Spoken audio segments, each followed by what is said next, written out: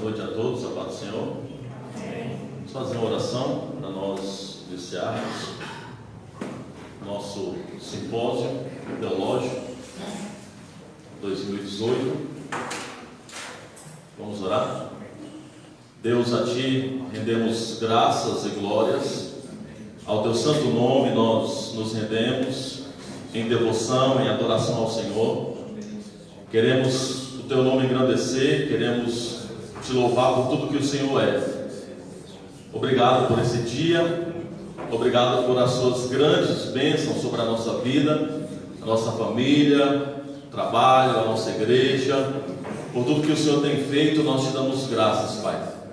Estamos aqui reunidos nesse dia para Te adorar, estamos aqui reunidos em respeito, em reverência ao Teu santo nome, porque nós somos o Teu povo e todas as vezes que nos reunimos, há a intenção do nosso coração de exaltar, de glorificar o Teu santo nome. Pedimos que tudo que for falado, tudo que for ministrado aqui, nessa noite, que o Senhor possa falar conosco, ministrar a nós, que possamos aprender. E mais do que ser ouvintes, queremos também ser obedientes ao Senhor em tudo aquilo que aprendemos. Que queremos crescer na Tua graça, crescer no conhecimento, no aprendizado. E é por isso que estamos aqui, é por isso que viemos aqui essa noite, para que possamos crescer em todas as áreas da nossa vida. Te agradecemos, ó Pai, pelo seminário da nossa igreja. Te agradecemos pela diretoria, todas as pessoas que atuam, os professores e alunos, por todos aqueles que constituem o Ministério da Educação, seja no âmbito geral, seja em cada campo, em cada congregação. Nós Te damos graças por cada um deles e pedimos que o Senhor sempre nos conduza à Tua vontade, em nome de Jesus. Amém. Glória a Deus. Amém. Vocês podem se assentar. Eu quero aqui dar as boas-vindas a todos vocês, dizer que esse ano o nosso seminário, o nosso simpósio, decidimos falar um assunto que sempre nos aguça a curiosidade, né? Falar sobre escatologia.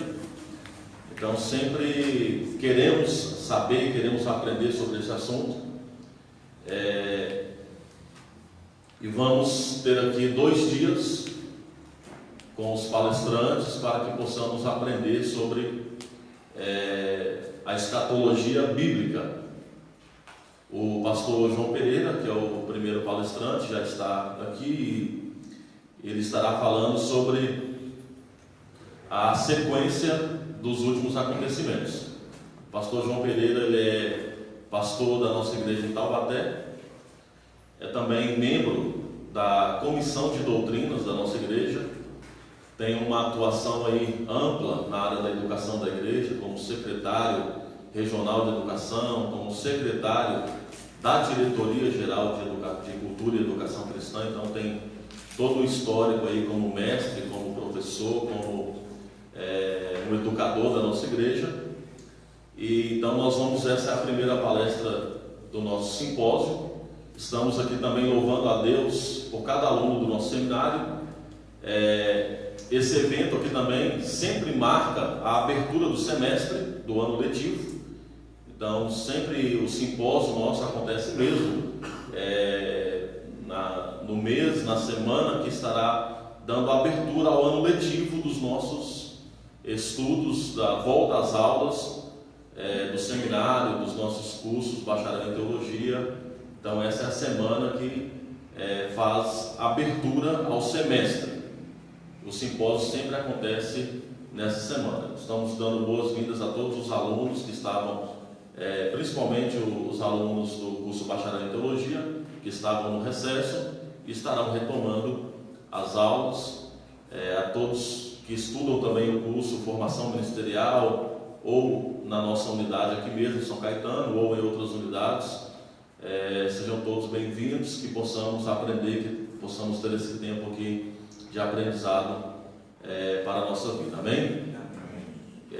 Louvamos a Deus pelo nosso diretor de cultura e educação cristã, que é o pastor Aloísio, é o diretor geral, juntamente com os seus secretários, que nos lidera, que nos supervisiona como Seminário Evangélico Avivamento Bíblico. A missionária Graça, que é a diretora pedagógica, os demais da equipe, fazendo menção que é o pastor Silas, que é o nosso deão de alunos, o pastor dos alunos no seminário interno, e o pastor Renato, que está aqui também, que é o nosso coordenador do curso de capacitação ministerial e do curso bíblico intensivo.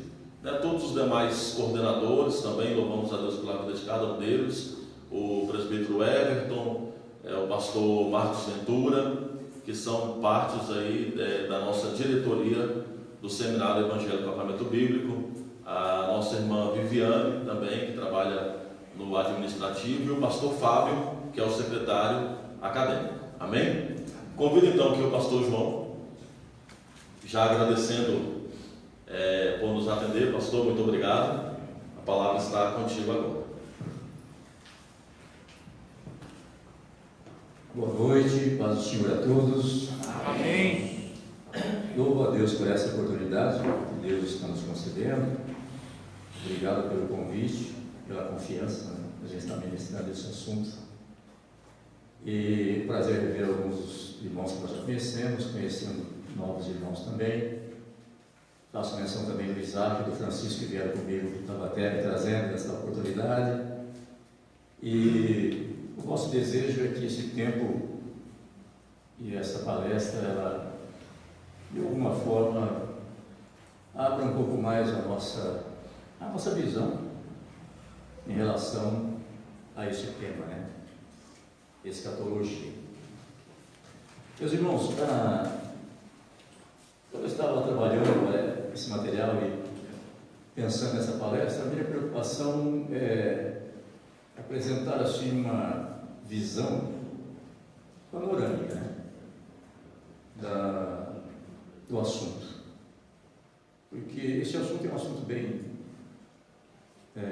profundo e tem muitos detalhes, e uma palestra você não vai poder descer a detalhes, mas a nossa intenção é essa, com a ajuda do nosso Deus Espírito Santo, né, porque sem Ele nós não somos nada, né? É apresentar a vocês, nessa palestra, uma visão panorâmica sobre a sequência dos acontecimentos escatológicos, né? Por isso, nós vamos estar passando aqui na Data Show, e ao longo da palestra vai estar aparecendo sempre os textos bíblicos que vão respaldando o que a gente está dizendo. Nós não teremos tempo para ler. Por isso, à medida que for passando, se for interessante para alguns de vocês, vocês anotem o texto, porque os textos eles vão seguir a sequência da palestra, que são os respaldos aqui que nós estamos falando. Amém? Amém. Como vocês estão vendo ali, a gente já vai ganhando tempo, né? Não tem como a gente falar sobre escatologia sem dar uma olhadinha nas 70 semanas de Daniel, né? Até porque é na última semana de Daniel, a 70ª semana de Daniel, que vai acontecer os fatos, as ocorrências escatológicas, né? A palavra escatologia, todos nós já conhecemos, né? Vem de escatos, quer dizer no último, né? Logia é um estudo, tratado. Então, o que é escatologia? É um tratado sobre as últimas coisas, né? É um estudo que a gente faz sobre as últimas coisas que vão ocorrer na Terra. Muito bem. Ali está essa primeira parte que eu falei. Vamos passar para a segunda, né? Por que Daniel desejava tanto saber o futuro do seu povo? Né? Você percebe isso quando você lê o livro de Daniel, principalmente capítulo 10, capítulo 9, 10, enfim. Por que Daniel buscava em oração e tinha um desejo de saber o futuro do seu povo Israel? É o que você está acompanhando ali. Os escritos de Jeremias acabaram, creio de uma forma providencial, nas mãos de Daniel lá no cativeiro. E Daniel, ao estudar esse material de Jeremias, ele descobriu que o tempo, que o cativeiro de Israel tinha um tempo, 70 anos. E ele descobriu também, percebeu que esse tempo estava chegando ao seu final. O tempo do cativeiro estava chegando ao seu final. E isso despertou então em Daniel o desejo de saber o futuro do seu povo.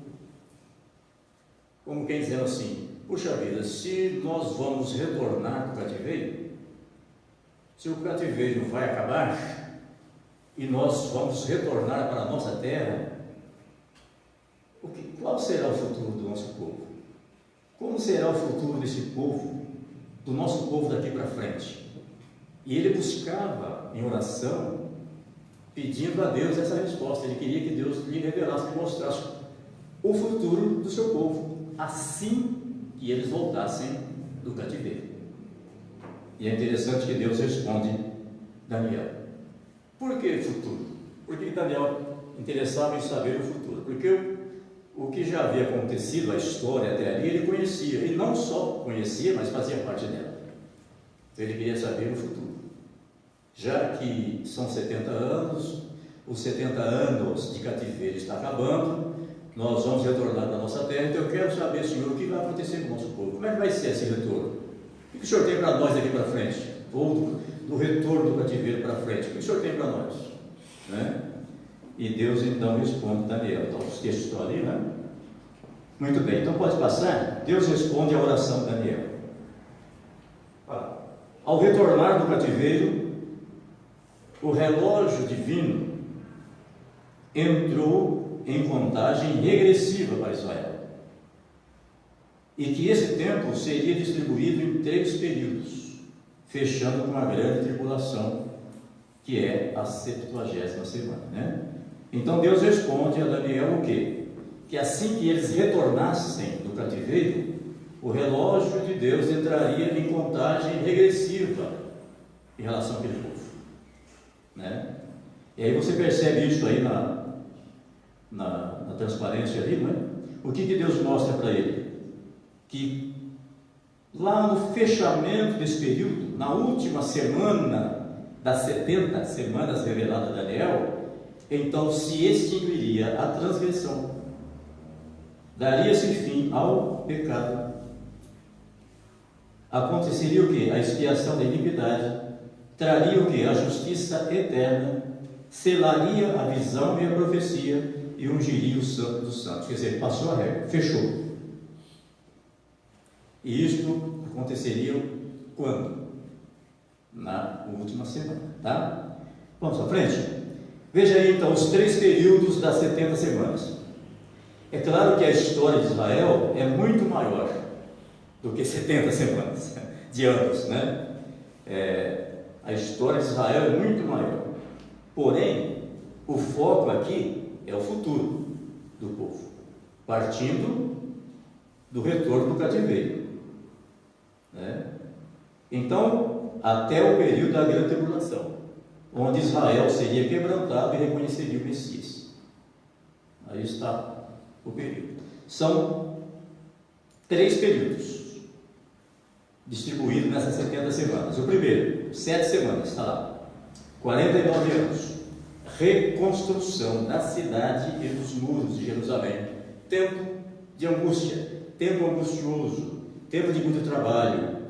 Havia muita tranqueira, a cidade estava abandonada, queimada, destruída, nós sabemos disso, Nabucodonosor havia acabado com tudo ali. E agora, já sob o Império Persa, eles voltam do cativeiro para reconstruir Jerusalém. E aí nós conhecemos ali no livro de Esdras, Elias, enfim, essa história toda. Então, foram 49 anos na reconstrução da cidade e dos muros. Depois, o segundo período, 62 semanas, final da reconstrução até a primeira vinda de Cristo. Mais 434 anos aí. Quando Cristo entra em Jerusalém, aclamado pela multidão como rei, para logo em seguida ser rejeitado e crucificado, né? Os textos estão acompanhando lá, né? E o terceiro período, porque aí 7 semanas mais 62 semanas deu 69 semanas, ficou faltando uma. Cristo vem, a primeira vinda de Cristo. O relógio para Israel parou, segurou o cronômetro lá, entendeu? Abriu-se o parênteses e começamos o quê? O tempo da graça. Nós estamos na dispensação da graça. Nós sabemos que alguns têm uma certa reserva com os dispensacionalistas, né? Mas deixa eu dizer uma coisa aqui para vocês. Eu costumo dizer sempre no começo da palestra, e vou dizer agora. Nós sabemos que existem outras correntes teológicas sérias também que estudam esse mesmo assunto de uma outra perspectiva, não é verdade? E nós respeitamos eles também. Mas nós estamos ministrando aqui pela perspectiva avivalista nossa, né? Amém? Muito bem. Então, abriu-se o tempo da graça. Quando a igreja for retirada da terra por ocasião do arrebatamento, então o cronômetro de Deus para Israel volta a funcionar na contagem da última semana de anos. E aí então é a grande tribulação. Quando para você estudar sobre a grande tribulação no Apocalipse, você vai perceber isso do capítulo 6 até o 19, né? Do capítulo 6 até o capítulo 19, tudo que você analisa, estuda ali, você vai ver que está relacionado a esses acontecimentos que vão acontecer nessa última semana de anos que está aí para acontecer assim que a igreja for arrebatada. Até aqui tudo bem? Vamos para frente então. Vamos dar uma explicaçãozinha sobre semanas aí, né? Vocês estão vendo lá, é uma palavra de origem hebraica, significa grupo de 7, não é? E Deus sempre usou essa questão de semanas para a contagem de tempo em Israel.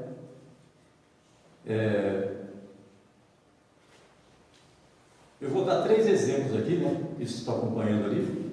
Primeiro, semana sabática. A semana sabática é a semana que o 7º ano era de descanso para a terra. Os textos acompanham. Depois nós temos as 7 semanas que precedem o ano jubileu, que é o 50º ano, é o ano da restituição, né? É quando as pessoas que tiveram algum problema financeiro, tiveram que vender as suas propriedades para parentes mais próximos, então no 50º ano essa propriedade voltava automaticamente para ele. Se fala muito em reforma agrária, mas se todo mundo colocasse em prática esses princípios aqui, essa é a verdadeira reforma agrária. Não haveria essa terrível diferença de distribuição de rendas, não haveria alguém podre de rico e alguém muito pobre, né? Esse princípio foi Deus que estabeleceu em Israel, né? O ano jubileu. Então, se alguém comprasse a sua propriedade para resolver o seu problema financeiro, ele compraria proporcionalmente aos anos que estavam faltando para o ano jubileu. Porque no ano jubileu, automaticamente, a sua propriedade voltava integralzinha para você, inteirinha para você novamente. Então, uma forma divina e maravilhosa de manter o quê? Manter todo mundo num patamar, né? Ninguém muito e ninguém menos demais, né? Era contado através de semanas e anos, né? E as 70 semanas, que é o nosso assunto aqui, nesta noite, né? Nesse momento aqui, que começa a ser contado do retorno do cativeiro para Israel e vai terminar com a última semana na grande tribulação. Agora, uma coisa interessante, observação aí. Quando você analisa, estuda sobre as semanas, Deus usando semanas para a contagem de tempo em Israel, você tem que olhar o contexto, porque o contexto vai definir se é semana de anos ou semana de dias. É só ter esse cuidado aí na hora que você for analisar, né? Mas esses exemplos que eu dei aqui são semanas de anos, né? Muito bem, vamos para frente então? Diferenças escatológicas entre Israel e a igreja. Já que nós estamos falando de escatologia, e às vezes as coisas misturam um pouco, sabe, entre Israel e a igreja, é bom a gente pelo menos dar uma passadinha assim, uma lapidadinha, né? Diferenças escatológicas entre Israel e a igreja. Daniel, ele buscava o futuro de Israel e não da igreja. Esse Daniel 10,14, você descobre isso. Israel espera o reino messiânico de Cristo aqui na terra. Zacarias 14,4. A igreja espera sair da terra e encontrar-se com Cristo nos ares. Tessalonicenses está o texto aí. Daniel, ele recebe a revelação do futuro de Israel através de um anjo. A igreja recebeu a revelação do seu futuro pelas Escrituras Sagradas e ela está segura disso. Tá ou não está? Amém. Amém? Quer dizer, só para a gente pensar um pouquinho, as diferenças que existem aí no contexto escatológico, né? Entre Israel e igreja, né? Vamos para frente. O tempo de Deus para Israel após o cativeiro. 7 semanas reconstruindo a cidade e os muros, 62 semanas no final da reconstrução até a primeira vinda de Cristo, 70ª semana que entra em cena com o arrebatamento da igreja, que será o período da grande tribulação. 7 mais 62 mais uma, 70 semanas, sendo a última semana tempo de duro juízo, não só para Israel, mas para as nações, para quem estiver na terra, né? E aí então eu faço a observação, né? Aquelas barbaridades que você vê na história que Antíoco Epifânio fez com os judeus, torna-se algo insignificante diante do que o anticristo fará, principalmente na metade da semana para frente, com os judeus. Tudo bem? Amém? Tá dando para entender bem a foto? Quer ver o microfone embola um pouco a voz? Eu estava no evento esses dias e eu tive que perguntar para o irmão do lado, o que ele falou agora? Porque eu não entendia, sabe, embolava a visão, a audição ali, o som, né?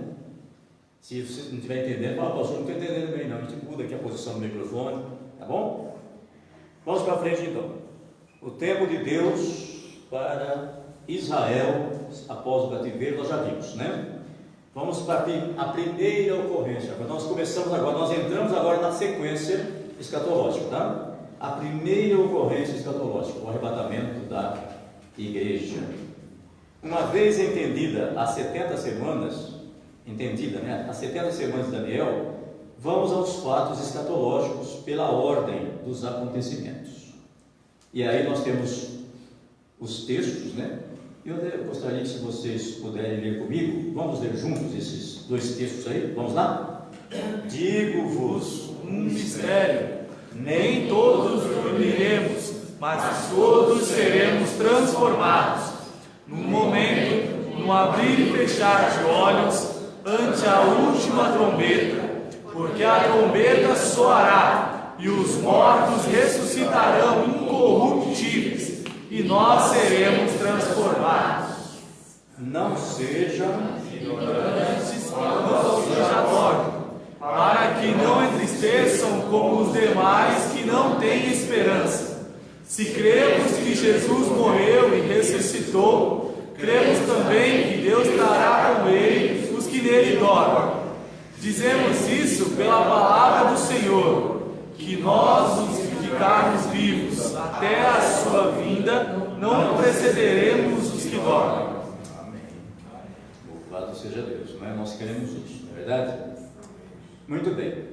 Se eu estiver indo muito rápido aqui, que não dá para voltar, vocês protestam aí, tá? O arrebatamento precede a segunda vinda de Cristo. Por que o arrebatamento acontece antes da segunda vinda de Cristo? Eu vou citando os números aqui e vocês vão lendo para mim. Pode passar, por favor? Por que o arrebatamento ocorre antes da segunda vinda de Cristo? Primeiro, pode ler para mim. Cristo vem exclusivamente para a sua igreja. Segundo, será de improviso. Isso justifica os alertas bíblicos para nós. É de improviso. Os textos devem estar lá. 3. A linguagem é diferenciada. O que nós queremos dizer com linguagem diferenciada? Esse texto de Mateus 25, ele fala das 10 virgens. Você encontra lá a palavra, a linguagem noivo, esposo. Todas esperavam com lâmpadas nas mãos, etc. Essa linguagem não é para o mundo. E essa aqui não é uma linguagem para o mundo. Essa linguagem é para a igreja, para aquela que está esperando Cristo. Se bem que parte que está esperando acaba não subindo, né? Mas você percebe que todos estavam esperando, não é isso? Houve um problema lá no meio do caminho lá, mas todos estavam esperando. Então essa linguagem não é para o mundo. Aqui não está falando da segunda vinda de Cristo. Mais na frente nós vamos ver o que é a segunda vinda de Cristo. Aqui está falando de alguma coisa especial da igreja. Aqui ele está vindo nos ares para arrebatar a sua igreja, não é? E uma coisa interessante, né? Vamos continuar aqui. Nós não falamos todos, falamos? Não. Quarto. Ocorrerá num piscar de olhos. Está vendo? Quinto. Cristo vem nos ares. Não pisa na terra. Cristo vem nos ares para receber a sua igreja. O Espírito Santo que habita dentro de mim e de você. Esse Espírito Santo que nos dirige, que nos habilita a viver a vida cristã. Ele é que nos vai transformar, se nós estivermos vivos nesse momento, num abrir e fechar de olhos. Ele nos transforma num corpo incorruptível. E Ele nos leva ao encontro do Senhor nos ares. Graças a Deus que eu não tenho como pensar que arrebatamento seria uma utopia, porque nós já temos prova bíblica disso, né? Temos provas bíblicas disso. Está lá na transparência, tá? Sim. Já tivemos 2 irmãos que provaram isso, sim ou não? Amém. 2 irmãos que já provaram isso. Elias e Enoque. Muito bem.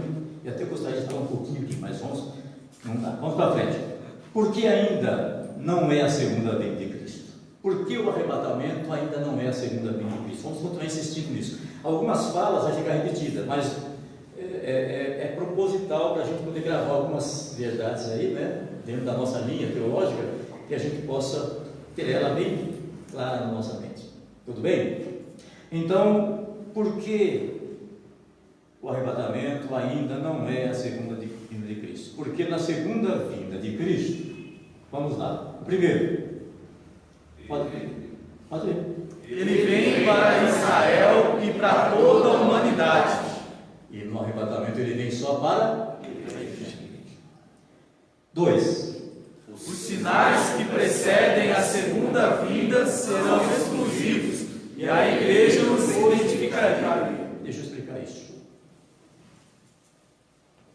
A igreja tem que passar pela tribulação. Aí surge o governo mundial. Você identificaria ou não esse governo? Sim ou não? Sim, você conhece a palavra. O mundo não vai identificar isso. Vai saber que é o anticristo. Aquele texto de Tessalonicenses deixa bem claro isso, porque são pessoas que não quiseram dar ouvido à verdade. Então Deus entregou eles o quê? É o espírito da mentira. Vão ser enganados facilmente. Né? Se você tiver aqui, não, deixa eu mudar isso aqui, né? Não. Se você tivesse aqui, né?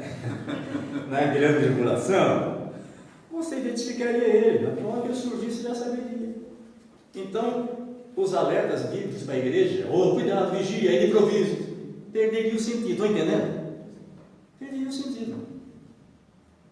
Porque tanto aviso quanto vai estar atento, alerta, cuidado, é não abrir e fechar de olhos, é de improviso. Não, mas se fosse na grande tribulação, eu identificaria. Deu para entender essa questão? E o 3? Os alertas bíblicos não teriam sentido. Acabamos de falar. E o 4? será visível a todos os olhos. A segunda vinda de Cristo será visível a todos os olhos. Os textos estão aí na frente, né? Confirmando isso, né? E o quinto, Cristo pisará na terra.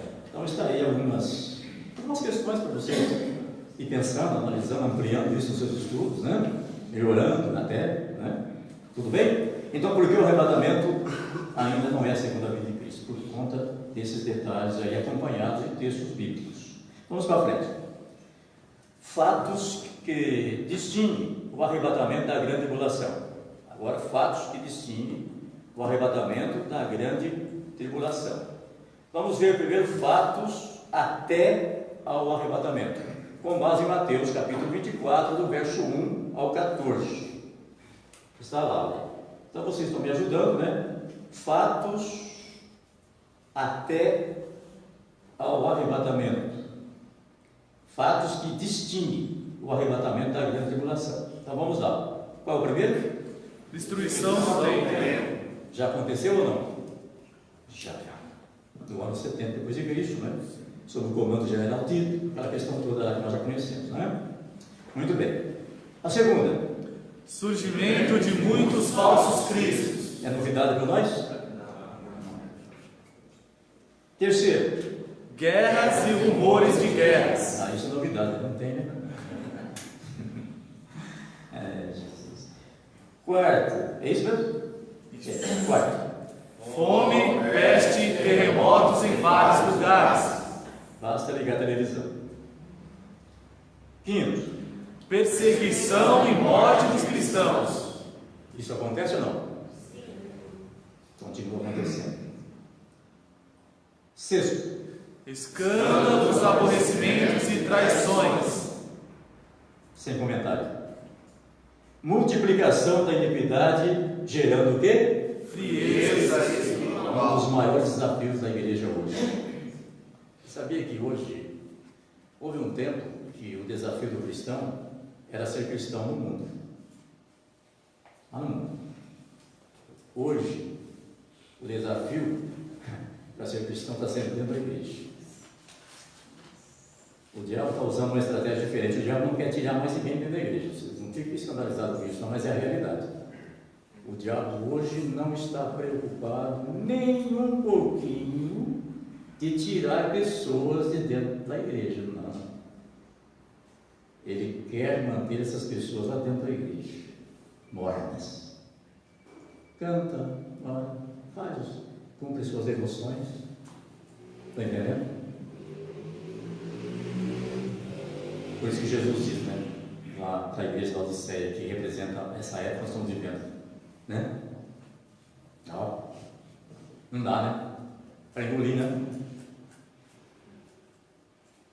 É esse tempo. Frieza espiritual. Quando o diabo tirar uma pessoa da igreja, a igreja toda diz: vamos orar pelo irmão fulano, vamos orar pelo irmão fulano. Se aquela pessoa que saiu da igreja não tinha uma cobertura muito grande de oração, ela começava a ter uma cobertura a partir do instante que ela saísse, porque todo mundo acordava, caía a ficha: nós não podemos perder o irmão não está vindo mais, precisa visitar o irmão, vamos visitar o irmão, vamos orar. Está entendendo? Alguém jejua em favor dele, aquela coisa toda, orando para Deus abençoar, para ele vir de volta. Então o diabo, não sei se ele demorou muito tempo a descobrir isso, mas ele descobriu que não estava sendo um bom negócio para ele tirar a pessoa da igreja, não. Se ele conseguisse manter ela dentro da igreja assim, morna, sabe? Seria o melhor negócio para ele. E é exatamente isso que ele está fazendo hoje. Por isso que eu disse que é um grande desafio para nós como igreja de Cristo, né? Esse tempo agora. Amém? Vamos para frente então? Fatos que distinguem o arrebatamento da grande tribulação. Nós vimos os fatos até o arrebatamento. Agora vamos ver após o arrebatamento, que no mesmo capítulo, partindo do verso 15 até o 28. Qual é o primeiro acontecimento que aparece aí? Grande tribulação. Grande tribulação, a 70ª semana de Daniel. Na sequência vem o quê? Governo mundial do anticristo. Governo mundial do anticristo. E aí vem a terceira. Como está lá? Aflição generalizada e exclusiva. Grande tribulação. Esta é a grande tribulação. Está lá embaixo. Diferente das tribulações que a igreja enfrenta hoje. Por que é diferente? Porque esta ocorrerá simultaneamente no mundo todo. É claro que a igreja passa por tribulações, né? Mas não é essa a grande tribulação aqui, essa é exclusiva. Aflição generalizada e exclusiva. Tudo bem até aqui? Esse assunto volta lá na frente mais um pouquinho, então não vou entrar em detalhes agora. Vamos à frente. Crença de que a igreja já passa pela grande tribulação. Alguns creem que a igreja deve passar pela grande tribulação, ou outros creem que pelo menos até a metade da grande tribulação tem que passar. Nós respeitamos todas as correntes, como eu disse aqui, nós não questionamos, respeitamos, mas nós estamos falando aqui pela ótica teológica da nossa igreja, não é? Então veja bem, não é novidade para ninguém aqui, estudantes da Bíblia, que muitos, há um entendimento, a corrente teológica diz que a igreja vai passar pela grande tribulação aqui na terra. Há uma outra que diz, olha, não tudo, mas pelo menos metade a igreja tem que passar aqui na terra. Seria uma forma assim de purificação, seria uma forma de preparar a igreja para o encontro com Cristo. E aí nós encontramos o quê? Um risco herético. Esse pensamento ele traz um grande risco herético, porque não é por méritos nossos, obrigado. Não é por méritos nossos, não é por sofrimento que vamos passar, enfim, que nós entramos no céu. Sim ou não? Sim. O que nos coloca no céu, meu irmão, é o sangue de Cristo. Né? Então, nós não estamos aqui com a intenção de criticar ninguém, estamos só apresentando a nossa forma de entender. Se a igreja tem que passar pelo menos metade da grande tribulação, porque tem que passar alguma coisa, tem que haver um preparo, um despertamento, é o preparo para encontrar com a noiva, é o preparo para encontrar com o noivo, o sangue de Cristo que fez. Não tem outro, né? E aí eu me lembro de quê? Me lembro de Paulo lá em 1 Coríntios, né? Capítulo 13. Ainda que eu entregar o meu corpo para ser queimado, né? Se não tiver o amor, nada resolve. E esse amor aí nós entendemos muito bem, né? O que ele significa. Amém? Amém. Muito bem. Aí nós estamos com 1 Pedro, a carta de Pedro, né? Capítulo 1, versos 18 e 19. Porque não fostes com ouro incomparável, né? Que vocês foram comprados da vossa vã, resgatados da vossa vã maneira de viver, que por tradição receberam dos vossos pais, mas pelo precioso sangue de Jesus Cristo, né? Como de um cordeiro imaculado, incontaminado. Olha que coisa tremenda, né? Essa é a nossa garantia da vida eterna. Amém. Não o sofrimento que a gente tem que passar para poder chegar lá, né? Amém? Muito bem. A igreja deu prova da sua fé, confessando Jesus Cristo como seu único Salvador e Senhor. E o juízo que era para cair sobre ela, caiu sobre Jesus. Olha os textos, Isaías 53:5, né? Mas ele foi ferido pelas nossas transgressões, e o castigo que nos traz a paz estava sobre ele, e pelas suas pisaduras nós fomos sarados. Olha que coisa maravilhosa. Efésios 2:8-9 nós conhecemos também, né? Porque pela graça sois salvos por meio da fé. Isso não vem de vós, é dom de Deus, e não vem das obras, para que ninguém se glorie. E gosto muito de João 5:24. Na verdade vos digo, que aquele que ouve a minha palavra e crê naquele que me enviou, tem a vida eterna. Atente para esse verbo. Tem. Não é que vai ter depois que passar por aquele período. Tem a vida eterna, e não entrará em juízo ou condenação, dependendo da tradução, mas passou da morte para a vida. Glória a Deus. Para quem está sob a cobertura do sangue de Cristo, não tem mais morte, não existe mais isso, não tem mais condenação, não é isso? Romanos 8, 1, não é isso? Portanto, agora, meus irmãos, nenhuma condenação a mais para aqueles que estão em Cristo Jesus, que não andam mais segundo a carne, mas segundo o Espírito. E por aí, os muitos sinais antes do arrebatamento são avisos para a igreja, para nos livrar exatamente da grande tribulação. A trombeta vai tocar e o noivo vem nos ares para receber sua noiva já desposada. Texto onde segue, né? Duas ocorrências no céu após o arrebatamento. Agora nós estamos falando do arrebatamento, abrimos um parênteses para colocar algumas explicações, abrindo o leque um pouquinho dessas verdades, né? Agora vamos então para o momento que a igreja foi arrebatada. A igreja foi arrebatada. Então, duas ocorrências no céu. Qual é a primeira? Tribunal de Cristo. Tribunal de Cristo. Esse tribunal de Cristo, acompanhando os textos aí, não é para efeito, não é para julgamento de condenação ou absolvição, mas é um julgamento para efeito de galardão, não é verdade? Aí nós perguntamos, que galardão? Aí, logo na sequência, você está acompanhando os textos lá, ó. Textos referindo-se ao galardão. Até um copo de água fria, dado no ministério que Deus te deu, não é? É impressionante isso, né? Tem galardão, né? Galardão é a recompensa do trabalho cujo resultado aparece no céu. Galardão é a recompensa do trabalho do cristão que transcendem, que repercute lá no céu.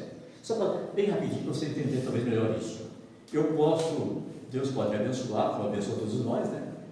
Podemos ser um bom administrador, podemos ter casa, podemos ter carro bom.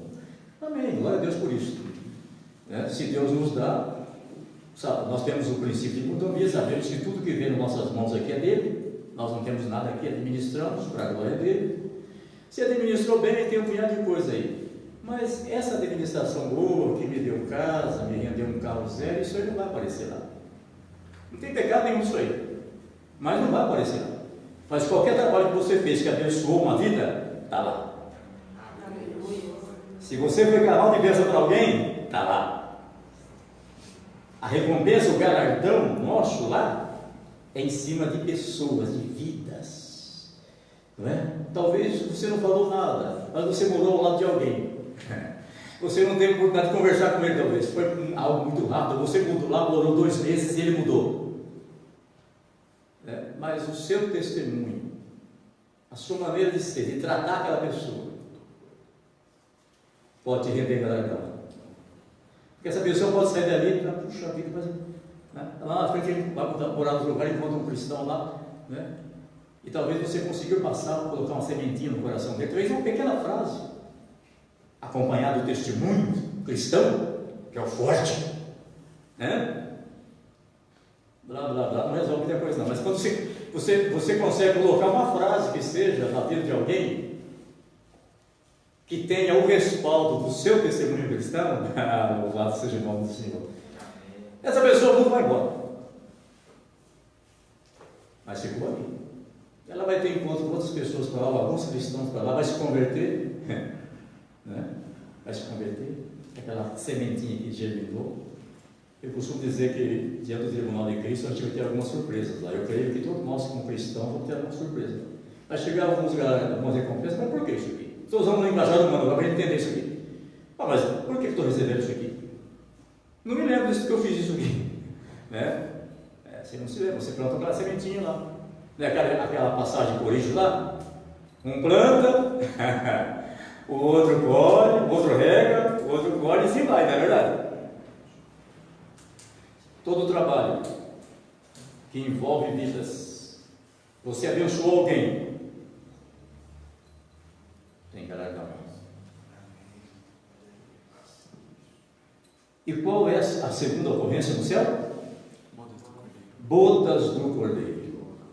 bodas do Cordeiro, a união eterna de Cristo com a sua igreja. E os textos acompanham. Muito bem. Vamos então agora para ocorrências simultâneas na terra, né? Ocorrências simultâneas na terra. Enquanto está acontecendo o tribunal de Cristo, as bodas do Cordeiro, lá no céu, o que estará acontecendo na terra? Governo do anticristo e a grande tribulação, que está acontecendo na 70ª semana de Daniel. E aí algumas observações a respeito desse governo, né? Ele vai apresentar um plano de governo convincente, e ele vai conseguir convencer as nações. Ele vai apresentar um plano de governo tão convincente que ele não vai apenas convencer as nações, ele vai convencer Israel também. Israel é o país mais arredio, o país mas até Israel vai concordar que realmente o plano de governo dele é o que vai resolver a situação. E ele vai conseguir então uma aliança com todas as nações, inclusive com Israel, por conta desse plano convincente que ele vai apresentar. Então, será um reino visível e mundial. Esse governo será marcado por atos terríveis de impiedade, principalmente na segunda metade da semana, não é? Atos de impiedade e rebeldia contra Deus. E ele vai ter a assessoria de um líder religioso, né? Que vai agir de forma miraculosa, convencendo aqueles que não deram ouvidos à verdade. E aqui está o texto que eu falei lá atrás, esse texto aí, não é? Há um pensamento, nós estamos afirmando isso aqui, dentro das correntes teológicas, existe um pensamento de que esse líder político, tá? Não estou falando religioso, político, ele pode surgir de dentro do Império Romano. Por que se tem esse pensamento? Pelo fato de ser chamado o príncipe do povo que destruiu Jerusalém após a morte do Messias. E é claro que esse povo foi os romanos, né? Quando o general Tito cercou a cidade de Jerusalém. Muito bem, o texto está aí. Na metade da semana, 3 anos e meio, então ele rompe a aliança com Israel. E aí fecha-se o cerco contra a nação israelita. E com a ajuda das nações aliadas, ele vai estabelecer o seu trono dentro de Jerusalém. É aquela sede, aquele desejo que o diabo sempre teve, né? De querer ser Senhor, querer ser Cristo, querer ser igual a Deus, né? Os textos estão acompanhando lá também.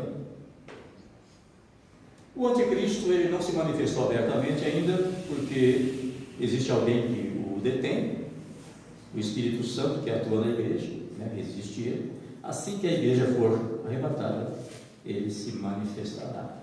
E o texto está lá, né? 2 Tessalonicenses 2, 6 a 8. Perceberam? 2 ocorrências no céu, simultaneamente está acontecendo aqui na terra o governo do anticristo e a grande tribulação. Diferença entre grandes tribulações e grande tribulação. Percebeu que a gente volta naquele assunto lá atrás, que demos a lapidada? Só para dar uma reforçada agora, tá? Diferença entre grandes tribulações e grande tribulação. Vocês querem ler para mim aquela primeira frase, por favor? Vamos lá? Grandes tribulações são enfrentadas pela igreja, desde que ela existe.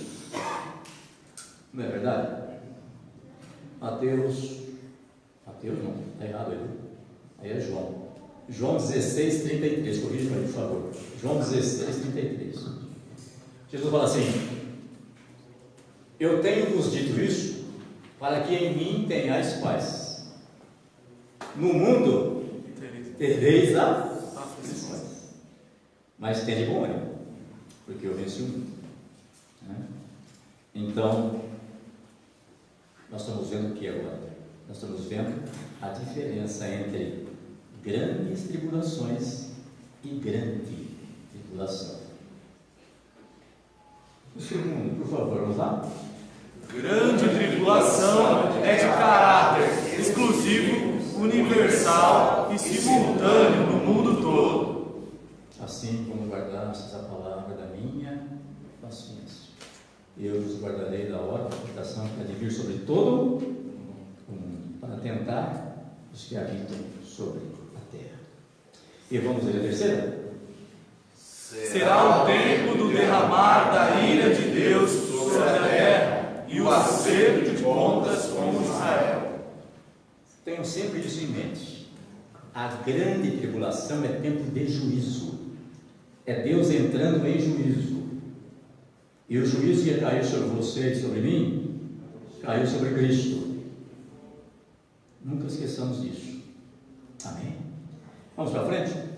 Duro juízo que produzirá conversão em Israel. Né? Veja bem, esse povo é um povo sofrido. Né? Quando você acompanha a história de Israel, olha que já sofreram um bocado. Né? Já sofreram um bocado.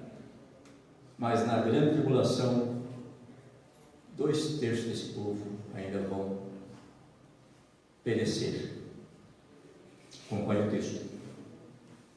Isaías diz que Paulo confirma isso em Romanos 9:27. De Israel, os remanescentes, o remanescente será salvo. Daniel faz menção disso também no capítulo 12, verso 1. Ele diz que Miguel, né, vai se levantar nessa época, nesse tempo, em defesa de Israel, o povo de Israel. Né? João, na sua visão apocalíptica, lá no capítulo 7, de 1 a 8, ele também mostra lá o livramento deste povo. Mas por que tanto sofrimento? E por que ainda vão sofrer? Eles não só rejeitaram o Messias, mas eles mataram o Messias. Né? Esse texto que você vê na frente aí, caia sobre nós e sobre os nossos filhos o seu sangue. Nós assumimos. Eles não sabiam o que estavam falando. Eles não podiam imaginar que essa frase, porque o Pilato dizia assim: mas eu não vejo culpa nesse homem, eu não vejo razão para que ele seja morto. E eles dizem: não queremos saber, olha, solta Barrabás e mata esse cara aí. E nós assumimos a culpa, que caia sobre nós e sobre os nossos filhos, o seu sangue. Eles não imaginavam o tamanho da maldição, o tamanho da responsabilidade, né, que eles estavam chamando para cima deles. Rejeitaram Jesus. Mas Deus tem uma aliança com esse povo, tem ou não tem? O acerto de contas vai ser na grande tribulação, tempo de juízo para Israel. E esse tempo duro de juízo, apesar de todas as perdas que vão ter, Isaías diz: o remanescente será salvo. Tudo bem, meus irmãos? Vamos para frente então. Sim, tem um detalhezinho aí. No auge da grande tribulação, lá no ápice da grande tribulação, quando o anticristo fechar o cerco contra a nação, em Zacarias diz que o espírito de súplica cairá sobre eles, e pela primeira vez eles vão clamar e reconhecer o Messias, pela primeira vez, porque até agora só os judeus que se convertem e reconhecem o Messias, e reconhecem Jesus como o único Salvador, o enviado de Deus. Israel mesmo está esperando o Messias, né? Muito bem, caminhamos um pouco mais. Terra e nações atingidas no juízo da grande tribulação. E aí é apenas um resumo, né? A terça parte da terra, das árvores, do mar, dos rios, das fontes de água, do sol, da lua, das estrelas e da humanidade vão ser atingidos nesse juízo da grande tribulação. Faça uma observação aí. Mateus 24:22, o que diz esse texto? Se aqueles dias não fossem abreviados, nem os escolhidos, não é? Mas por causa dos escolhidos, então aí a gente faz uma mistura aí, se referindo à igreja, mas na verdade aí está se referindo a Israel, tá? A igreja está com Cristo. A grande tribulação está acontecendo na terra e você está passando pelo tribunal de Cristo e celebrando as bodas do Cordeiro, o seu casamento com Cristo. Amém? Vamos para frente então. Final da grande tribulação. Se ela iniciou-se com a retirada da igreja da terra, ela termina com a chegada de Cristo e a sua igreja na terra. Deu para entender? Ali estão os textos. E quando Cristo chega com a sua igreja, que é a segunda vinda de Cristo, que ele pisa na terra, então vai acontecer o quê? As bestas vão ser lançadas vivas no lago de fogo. Os seus aliados, as nações aliadas, serão mortas, e o diabo será preso por 1000 anos. Acompanhe o texto. Fim da grande tribulação. Porque a partir daí, após o julgamento das nações, aí começa o quê? O reinado ou o reino milenar de Cristo, né? Essas são as verdades bíblicas quanto à grande tribulação, que apesar de não ser esperada pela igreja, nem por isso é ignorada por ela. Quer dizer, nós não esperamos a grande tribulação. Penso que você também não. Nós não esperamos a grande tribulação, nós não esperamos o anticristo, nós esperamos Cristo. Eu quero repetir isso. Nós não estamos esperando a grande tribulação, nós não estamos esperando o anticristo. Nós estamos esperando Cristo. Então, nós temos que estar atentos, vigilantes, cuidando para que não falte azeite. Não na lâmpada apenas, mas na nossa vasilha. Amém, Jesus? Vamos para frente. A segunda vinda de Cristo, como será? Chegamos agora, né? Começamos lá pela semana de Daniel, passamos pela 70ª semana de Daniel, que é a grande tribulação, e agora nós passamos pelo arrebatamento da igreja, e agora já terminou a grande tribulação. Cristo chega com a igreja, salva Israel daquela situação lá do anticristo, e as bestas vão para o lago de fogo vivas. Alguém disse que elas duas vão inaugurar o lago de fogo. Elas vão vivas para o lago de fogo, né? As nações que estavam apoiando elas, as bestas, morrem, ficam lá esperando a segunda ressurreição, né? E o diabo vai preso à prisão durante 1000 anos, né? Então agora nós chegamos aqui e estamos ainda falando sobre a segunda vinda de Cristo. Como será a segunda vinda de Cristo? Meyer Pirman, em seu livro Conhecendo as Doutrinas da Bíblia, ele afirma que a segunda vinda de Cristo é mencionada mais de 300 vezes no Novo Testamento, sendo que apenas Paulo refere-se ao advento cerca de 50 vezes. Ela ocorrerá no final da última semana de anos revelada a Daniel. E como será esta segunda vinda de Cristo? Leia comigo a primeira frase, vamos lá? Pessoal, literal, gloriosa e visível a todos os que estiverem vivos na terra. Viu? Isso é a segunda vinda de Cristo. É assim que ela se dará. Cristo vem acompanhado dos seus santos e chega no ápice da perseguição do anticristo contra Israel. Os textos estão aí. Israel, que rejeitou a Cristo em sua primeira vinda, chorará arrependido na segunda vinda e será restaurado. Acompanhe os textos. Assim completa o tempo das 70 semanas, conforme revelado a Daniel. O planeta sentirá o impacto da sua chegada, né? Zacarias 14:4. Vamos ver agora o endereço, né? Vamos ver o endereço da chegada de Cristo na segunda vinda. Onde que ele vai chegar?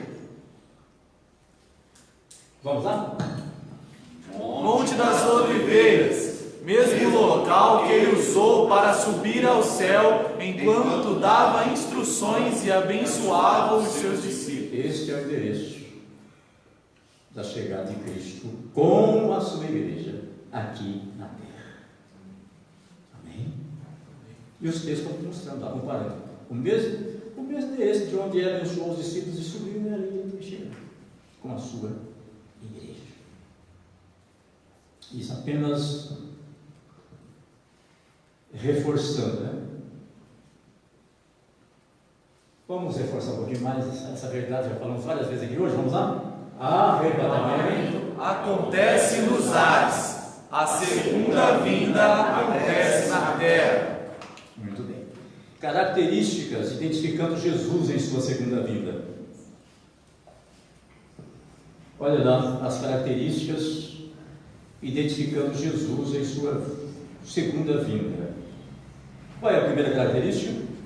Verdadeiro e fiel. Por que verdadeiro e fiel? Porque ele julga com justiça e o culpado ele não tem por inocente. E os olhos, como é que é? Diferenciados. Olhos diferenciados. Isso quer dizer o quê? Diante do olhar de Deus, não tem como alguém disfarçar o olhar de Deus derrete qualquer máscara. Por mais poderosa que a máscara seja, diante do olhar divino, essa máscara derrete e ela acaba, não é? É isso aí que está dizendo. E o terceiro, o que é? Sua autenticação nas vestes e no corpo. Ele vem identificado para todo mundo saber que é ele, né? Nas vestes e no corpo. E o que mais que ele tem? Tem um nome exclusivo. Esse nome é Palavra de Deus. Aleluia, né? Palavra de Deus. O texto está aí na frente mostrando, né? E continua como? Campeão exclusivo. Campeão exclusivo. Campeão exclusivo, quando você lê o texto, você se entende o quê? Pela diversidade de coroas. Pela diversidade de coroas. Campeão exclusivo. Exclusivo. Existem muitos campeões, né? Mas esse aqui não. Igual esse aqui não, né?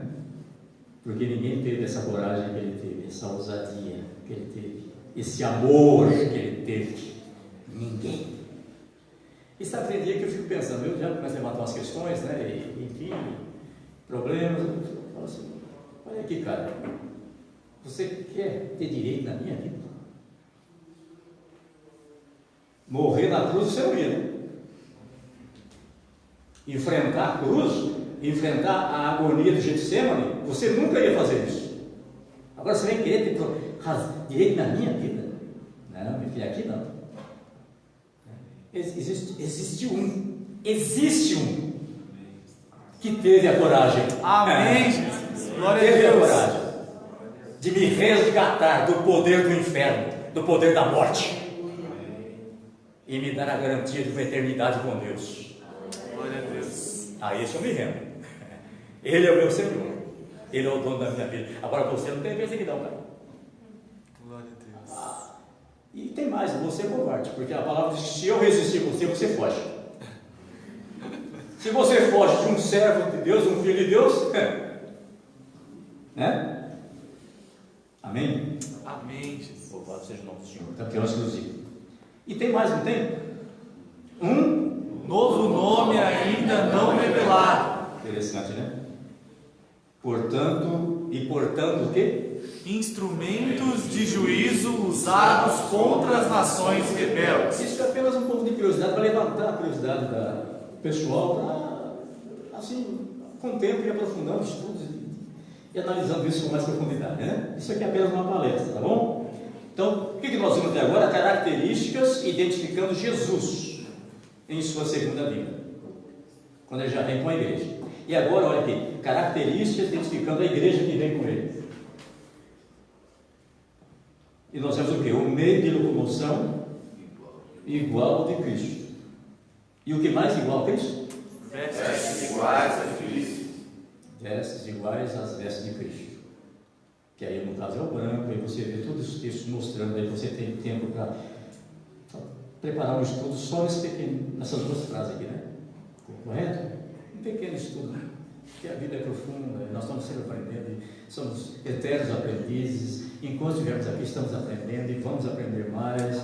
Porque há momentos que o Espírito Santo vai te levando um pouco mais, você dedica tempo à palavra, em meditação e oração, e o Espírito Santo vai te levando em águas um pouco mais profundas, e aí vai, e é muito gostoso, né? Respirar as Escrituras Sagradas, né, meus irmãos? Amém? Muito bom, vamos para frente então. Bestas e nações recebendo o julgamento divino. Percebeu que nós estamos voltando ao assunto? Parece que nós estamos repetindo, né? Mas não é, é reforçando a mesma verdade agora num outro aspecto, tá?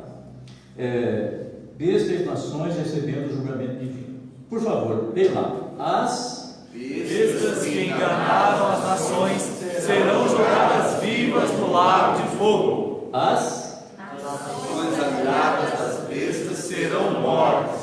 As Nações mortas ficarão no Hades, aguardando a segunda ressurreição. É isso que acontece então. Na segunda vinda de Cristo, não é? Louvado seja o nome do Senhor. O que a segunda vinda de Cristo encerra? Vamos ler? A grande tribulação, o juízo sobre Israel, o juízo sobre as nações aliadas das bestas, o juízo sobre as bestas, o período da primeira ressurreição, e dá início ao reino milenar de Cristo com a sua igreja. Muito bem. Um pouquinho mais à frente a gente volta a falar sobre a primeira ressurreição, tá? Um detalhezinho aí. Porque com a segunda vinda de Cristo encerra-se o período da primeira ressurreição. Aí você fica pensando, cara, pô, que negócio é esse? Período? Primeira ressurreição tem período? Então a gente vai ver um pouquinho mais à frente, tá? Vamos ver agora qual a razão de haver ressurreições. Qual a razão de haver ressurreições? O homem foi criado à imagem e semelhança de Deus para viver eternamente. Sua desobediência gerou o pecado e a morte. Separa, né, o espírito e a alma do corpo.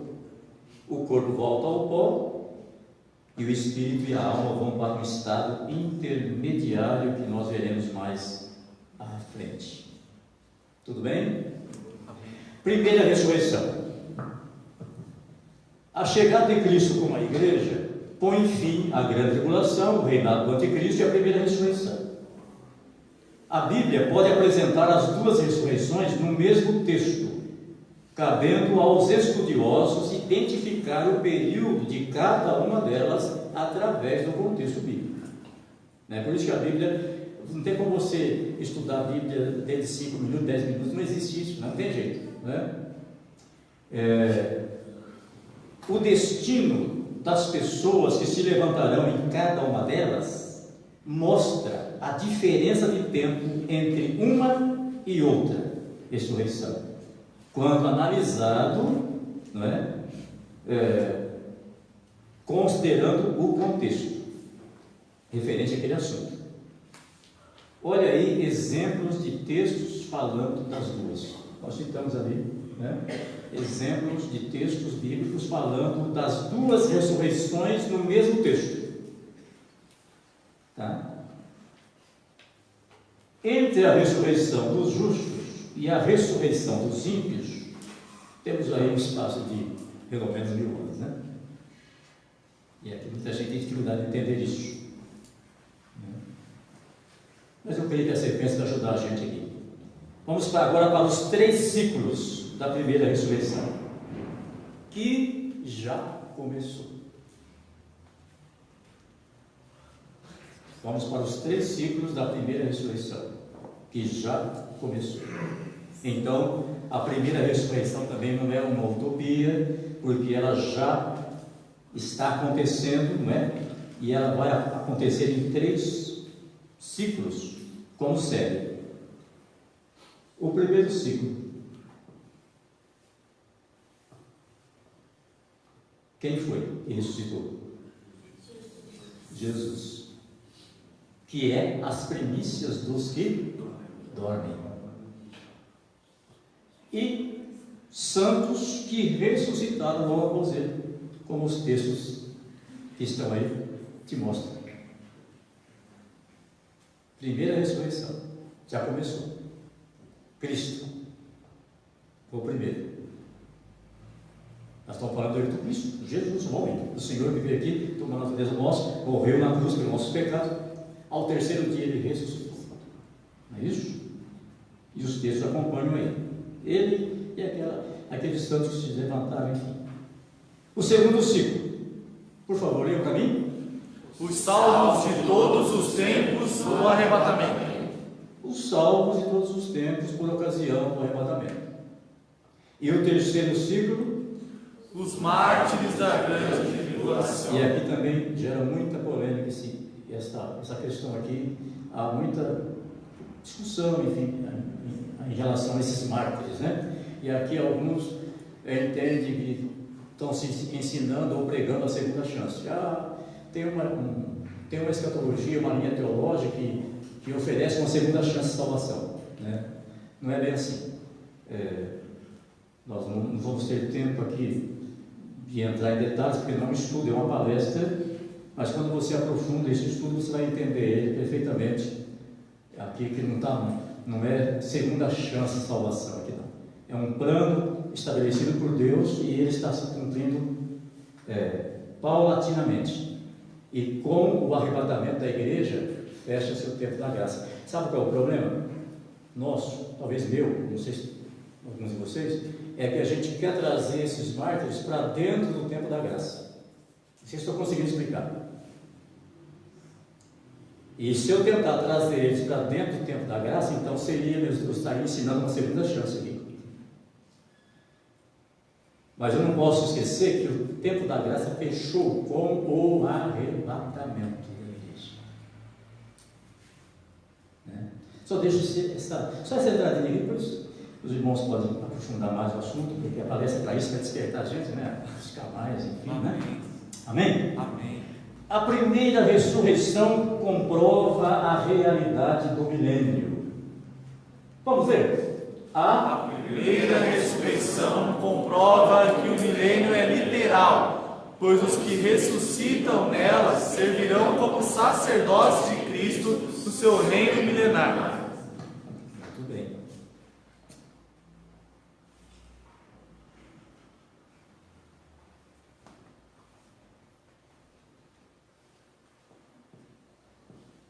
E a segunda? A bem-aventurança está prometida ao pessoal que ressuscitarem na primeira ressurreição. Louvado seja o nome do Senhor, né? Então está aí alguma coisa sobre a primeira ressurreição. Um pouquinho, uma lapidadinha sobre a primeira ressurreição. Vamos agora então para alguma coisa que nós falamos um pouquinho atrás e agora a gente vai dar alguns detalhes. O estado intermediário. Até a morte de Cristo Era o Sheol, Hades, Inferno, lugar dos mortos, habitado por justos e injustos. Difícil de aceitar isso aqui, não é? Fala a verdade. É meio complicado, não é? Pois é. Entende-se que havia ali uma divisão, que Jesus chama de seio de Abraão, lugar de conforto e descanso para os justos, enquanto que para os ímpios, lugar de tormentos. Os textos estão acompanhando. Os justos já alimentavam a esperança de serem retirados deste local. E aí estão os textos seguindo. Tudo bem? E a transferência de local desses justos? Como é que foi? Eu não digo que é 100%, mas até onde a gente já pesquisou e analisou, a maior parte dos teólogos, dos estudiosos da palavra de Deus tem esse entendimento unânime, né? Entende-se que a sua morte, ou que na sua morte, Jesus desce ao céu. Ele proclama ali a sua vitória, tira das mãos do diabo as chaves da morte e do inferno e leva com ele os justos para o paraíso.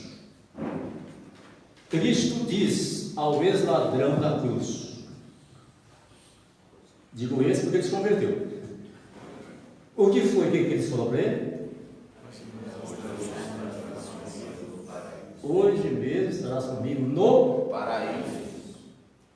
Não é mais ser de Abraão, é paraíso. Aí você tem lá, esse texto que eu citei, está acompanhando, tá, né? Aí você tem 2 Coríntios, lá capítulo 12, verso 1 a 4, Paulo diz assim, olha, eu conheço um camarada, né? A humildade de Paulo, né? Eu conheço um camarada aqui no corpo, fora do corpo, eu não sei, mas ele foi arrebatado até ao 3º céu, ao paraíso. Está lá no texto. E viu coisas inefáveis lá que não dá para falar para o ser humano, porque a mente do ser humano ele não vai entender. Paraíso. Provérbios 15, 24 diz assim: para o entendido, o caminho da vida é para onde? É para cima. Para que ele se desvie do quê? Do inferno que está embaixo, né? Diz o texto lá. E 1 Tessalonicenses 4,14, que diz que ele vem de cima, né? Para arrebatar a sua igreja, para levar a sua igreja. Ele vem dos ares. Os do Hades ficarão aguardando a segunda ressurreição, para a condenação ao lago de fogo. Por ser criado imortal, mas morrendo por causa do pecado, esse homem terá que ressuscitar, seja na primeira ou na segunda ressurreição. Eis aí as razões, ou a razão, né, das ressurreições. Amém? Vamos para frente? Agora sim, um pouquinho mais sobre os mártires. Identificando os mártires da grande tribulação. Olha, meus irmãos, mártires cristãos têm a mesma idade da igreja, praticamente. Sim ou não? Mártires cristãos têm quase que a mesma idade da igreja, ou a mesma idade da igreja. Desde que existe igreja na terra, tem pessoas morrendo por causa do Evangelho. Cristo morreu, os apóstolos morreram e por aí continuou. Correto? Então, mártires cristãos praticamente têm a mesma idade da igreja. Mas o número deles se completará na grande tribulação. Está o texto na frente aí. A distinção, isso aqui eu acho que é interessante a gente poder pegar, né? A distinção de caráter temporal entre os mártires da grande tribulação e os demais mártires. Primeiro, aos executados ao longo da história da igreja, foi pedido que aguardassem até que se complete o número de irmãos que morreriam como eles. Está o texto na frente. Está lá o texto. Já aos executados no período da grande tribulação, não tem o que aguardar. Simplesmente ressuscitam para reinar no milênio com Cristo. E o texto está na frente aí comprovando. Eu acho que dá para entender um pouquinho então essa questão do mártir, né? Aí. O motivo dos martírios é o mesmo. Não muda. O motivo dos martírios, dos mártires que vão morrer na grande tribulação, e os demais que já morreram, é o mesmo. É o testemunho de Jesus e o amor à palavra de Deus. Porém, acrescentados dos seguintes motivos escatológicos. E aqui, se você tem um tempo de você sentar e pegar esses textos e analisar eles. Olha bem. Os motivos do martírio de todos os tempos é o mesmo. Amor à palavra de Deus, testemunho de Jesus. Mas quando você chega nos mártires da grande tribulação, é esses motivos também, mas tem alguma coisa acrescentando aí. É isso que eu quero destacar aqui. Tá? Eles não adoram a besta e nem a sua imagem, e não recebem o seu sinal na testa. Isso aqui, meus irmãos, é fato escatológico. Isso aqui é escatológico. Sinal da besta, na testa, na mão, enfim, isso é escatológico. E quando você estuda com cuidado esses textos, você vai descobrir isso. Todos os mártires de todos os tempos, inclusive da grande tribulação, morrem. Por quê? Por amor, tudo bem. Por fidelidade, tudo bem. Mas aqui acrescenta-se alguma coisa que você não vê nos outros. Acrescenta o quê? Não recebem, não adoram a besta, nem a sua imagem, não recebem o seu sinal na testa.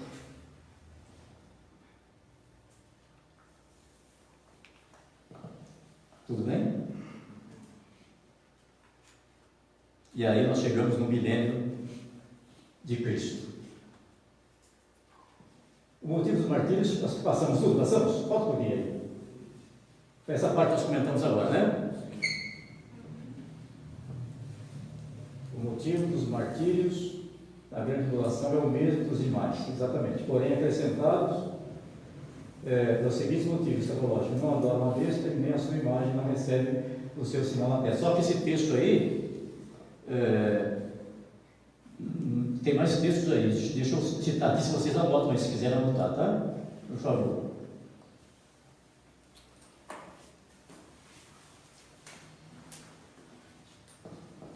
Apocalipse 2:10 está falando da igreja, não é isso?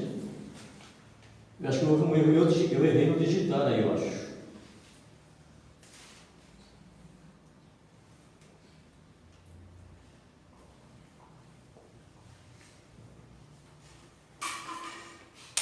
É Apocalipse 20, né? Apocalipse 20, verso 4. Alguém poderia ler para mim na sua Bíblia aí? Apocalipse 20, verso 4? Não sei porque esse 2:10 apareceu aí, eu errei. E olhei e vi alguns tronos, e foi entregue o poder de julgar aos que neles se assentaram. E vi as almas dos que foram degolados por causa do testemunho de Jesus e da palavra de Deus, e os que não adoraram a besta, nem tampouco a sua imagem, e não receberam o sinal da besta, nem nas mãos, em suas mãos. Eles reviveram e reinarão com Cristo durante 1000 anos. Esse é o texto. Por favor, anote aí, na corrida, primeiro Apocalipse 2:20, não. Muito bem, seguindo agora em frente. Chegamos no milênio de Cristo. O reinado, o texto está aí, né? O reinado milenar de Cristo inicia-se como? As bestas no lago de fogo, seus aliados mortos, o diabo preso por 1000 anos. Apocalipse 20, 1-3, está lá.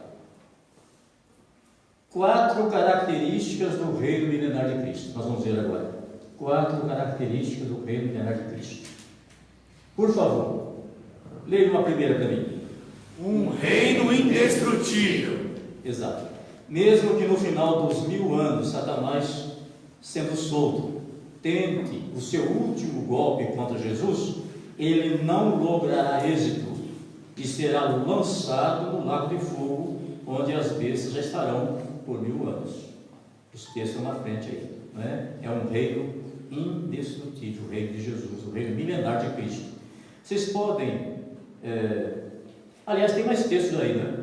Por exemplo, uma vez aniquilado toda a potestade inimiga, o Filho entrega o reino ao Pai. Está lá em 1 Coríntios 15, 24-26. Por isso é um reino que não tem fim, não é? E aqui alguns dizem que o reino milenar de Cristo, essa questão de milênio, milenar, é apenas simbólico, porque o reino é eterno, é espiritual. E nós, há pouco, argumentamos aqui, vimos provas de um reino literal de Cristo, né? O reino milenar de Cristo é literal e não apenas espiritual, né? E as pessoas confundem um pouco, porque é um reino eterno, indestrutível, então eles misturam isso. Eu acho que pelo fato de ser milenar, está dizendo que é um reino para sempre. De fato é um reino para sempre, é um reino eterno, né? Mas o reino milenar, ele é literal, né? Um reino sem maldade. O mal não prevalecerá nesse reino por 2 motivos. Cristo estará pessoalmente no comando desse reino. Os textos seguem. Os textos não vão lá, né? Então, o mal não prevalecerá nesse reino por dois motivos. Primeiro, Cristo estará no comando. É Isaías 11, 1 a 5, 9 e 10. Tá? Sua equipe de governo será formada pela igreja glorificada. Apocalipse 2, 26 e 27. Tá bom? Vamos para frente. Tem mais uma característica desse reino milenar de Cristo ainda. A terceira, vocês podem ler para mim, por favor? Um reino centralizado em Cristo. Aquilo que os homens deviam fazer hoje, e a maioria não fazem, os habitantes do milênio farão, que é ter Cristo como único referencial, sendo buscado por todos. E o texto é Isaías 11, verso 10, e Zacarias 14, verso 16. Vocês podem ler o quarto, por favor? Um reino que trará benefícios inéditos. Maravilha, né? Será um governo com base na justiça e na prosperidade. Isaías 11, de 1 a 5, Isaías 35, de 1 a 10. As pessoas terão vida longa nesse reino. Isaías 65, 20 a 24. A natureza será restaurada ao seu estado original. Isaías 11, né? E continua, Isaías 65, Romanos 8, 19 a 22. Haverá paz e fartura, e as armas serão convertidas em instrumentos agrícolas. Isaías 2, 4, Isaías 11, 10. Hoje, o investimento é mais em tecnologia de destruição. No governo de Cristo vai ser diferente. Será um reino próspero, de paz. E quando você estuda esses textos todos aqui, eles te mostram o quadro bem claro do que será o reino milenar de Cristo. Vamos para frente, esse meu tempo já está esgotado. Israel e as nações amigas do milênio. Os remanescentes das nações que ajudaram Israel em seu sofrimento viverão no milênio e prestarão adoração ao Rei dos Reis. Zacarias 14, 16, Isaías 66, 23. Se alguém com 100 anos de idade morrer, terá morrido um jovem. Isaías 65, verso 20. Quem se rebelar contra Cristo, morre. Não esqueça que nós não estamos mais no tempo da graça aqui, né? Já ficou lá para trás. Para se juntar aos ímpios de todos os tempos e se levantar na segunda ressurreição, que é o juízo final. Isso é as nações amigas de Israel que entraram no milênio. Aqueles que ajudaram Israel na hora da fuga, procuraram ajudar a proteger Israel. E aqui tem um texto que eu não relacionei. E quando Jesus fala assim, olha, ele separa, né, o pessoal lá. Vinde, possui por herança o reino. Já está preparado para você, para quando assumir. E alguém pergunta assim, mas quando é que nós fizemos isso que o senhor está falando? Porque aí Jesus fala assim, eu tive fome e me deste de comer, eu tive sede e me deste de beber, eu estava doente e vocês me visitaram, e assim foi na minha lista. Aí eles perguntam assim, mas quando foi que nós fizemos isso? Você percebe que é um povo que não tem muito relacionamento com essas verdades. Mas quando foi que nós fizemos isso? Aí o que Jesus diz? Quando vocês fizeram a um dos meus pequeninos irmãos, fizessem a mim. Está vendo? Isso tem a ver com as nações aqui no milênio. Tá bom, meus irmãos? É bem rapidinho, não dá para entrar muito em detalhe, mas já dá para a gente ter uma noção, né? Muito bem, vamos para frente. Satanás será solto no final do milênio. A prisão e a soltura do diabo destacam fatos que merecem atenção, porque confirma o reino milenar de Cristo antes do estado eterno. Se eu entender que o reino milenar de Cristo é espiritual, e que Cristo vem ali, já bate a igreja, já começa o reino dele, você percebeu que aí vão ter dificuldade ali? Porque aqui está mostrando para nós o quê? A prisão do diabo no início do milênio e a soltura do diabo no final do milênio. Consegui explicar? Deu para entender? Um anjo prende Satanás, olha que coisa interessante. Um anjo prende Satanás por 1000 anos, para não enganar as nações. E depois Satanás é solto, após os 1000 anos, para enganar as nações. Olha que coisa interessante. Esses detalhezinhos ajudam a gente a entender, então, que o reino milenar de Cristo é o quê? É um reino literal. Né? Vai acontecer. Tudo bem? Para frente. A tendência amada do ser humano sem Deus. O aliciamento das nações pelo diabo, após a sua soltura, comprova a tendência má do ser humano sem o novo nascimento. Apocalipse 27, 8 está mostrando isso aí. Não, o ser humano sem o novo nascimento, ele não permanece contente por muito tempo com alguma coisa, ainda que essa coisa seja boa. E vejam se isso é verdade ou não.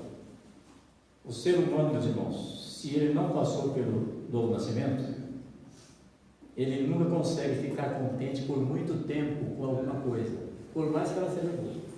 No começo ela é boa, lá na frente ela não presta mais. O ser humano que não passou pelo novo nascimento. Por quê? Por que isso acontece? Porque a sua existência está centralizada no seu ego. Simplesmente por isso. Ao subirem contra Jesus, serão mortos pelo fogo que desce do céu. E ali o diabo será lançado no lago de fogo, onde a besta já estão lá. Tá? E partindo daí, vai acontecer o quê? A segunda ressurreição e o juízo final. Lá no Salmo 2, o Salmo 2 faz menção dessa turma aqui, tentando subir contra Jesus. E lá diz que o Senhor se rirá deles. O Senhor se rirá deles. Né? Então aí nós chegamos agora no juízo final e a segunda ressurreição. Ou pela ordem, né? Segunda ressurreição e juízo final. Correto? Apocalipse 20, 11 a 15. Trono branco é o cenário do juízo final. Né? O branco está sempre falando de justiça, enfim. Vamos ver o 1 lá, vamos? Todos os ímpios ressuscitarão perante o Supremo Juiz. O segundo? Não há mais chance de perdão. Terceiro? As práticas escondidas serão expostas publicamente. Todos os ímpios responderão perante o Supremo Juiz, não é? E responderão pelos seus atos de impiedade. E aqui não há mais chance de perdão, porque só é possível, perdão só é possível com o indivíduo vivo. E na segunda ressurreição, todos têm que ressuscitar para enfrentar o juízo final. Então aqui não tem mais chance de perdão. Aquela questão lá de Hebreus 9, 27, né? Porque ao homem está ordenado a morrer uma vez. Vindo depois disso o quê? O juízo. Né? As práticas escondidas serão expostas publicamente. O que justifica ser aquele dia um dia de vergonha e desprezo eterno. Vamos à frente? Juízo final e abertura dos livros. Livro da vida. É interessante, o julgamento ele começa pelo livro da vida. Por que ele começa pelo livro da vida? Porque o grande juiz, cuja base do seu trono é a justiça, não condena ninguém sem que primeiro se comprove a razão da sua condenação. E a primeira comprovação é a ausência do nome desse indivíduo no livro da vida. Apocalipse 20, verso 15, né? Por favor, leia para mim esse texto. Alguém tiver jeito da Bíblia, leia para nós esse texto. Apocalipse 20, verso 15. Pastor, estourei já? Tem mais um minutinho? Fechando também já. Quem encontrou, por favor, leia para nós. todo aquele que não foi achado inscrito no livro da vida foi lançado no lago de fogo. Aí. O livro da vida contém o registro dos nomes dos salvos. E os salvos têm que cuidar e vigiar para não perder. Tá? E aí, eu devo ter colocado o texto de Êxodo. Coloquei lá, Êxodo 32. É claro que só essa questão de livro da vida, de riscar ou não riscar o nome, só aí já é um estudo à parte. Né? Mas, pelo menos estou mostrando aí. Né? Enfim, o que Jesus diz? Quem está em pé, cuidado para não cair, vigie, não é verdade? Não é verdade? Então lá contém o nome dos salvos nesse livro. Aí, eu posso talvez exemplificar um pouquinho aqui. Nós chegamos lá com Jesus agora no juízo final. Estabeleceu-se o tribunal, juízo final, trono branco. Aí chama-se o penitente lá, chama lá o, sei lá quem, não quer falar ainda nenhum filho. Chama o penitente lá. O penitente se apresenta dentro do tribunal. Estou usando a linguagem humana, estou viajando um pouquinho aqui, tá? Só para a gente entender isso aqui. Aí o penitente se coloca diante do Supremo Juiz e o Senhor diz assim para o pastor Silas: Silas, dá uma olhadinha para mim no livro, vê se o nome do fulano está lá. Eu disse aqui que esse juiz, a base do trono dele é a justiça. Ele julga alguém, ele condena alguém com fatos comprovados. E a primeira prova é essa: se o nome dele está no livro da vida. É claro que o nome não vai estar, por quê?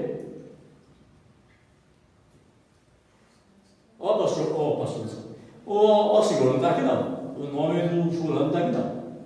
Aí o juiz quer saber por que não está lá. Por que o nome dele não está lá então? E aí entra o quê? Entra o segundo livro.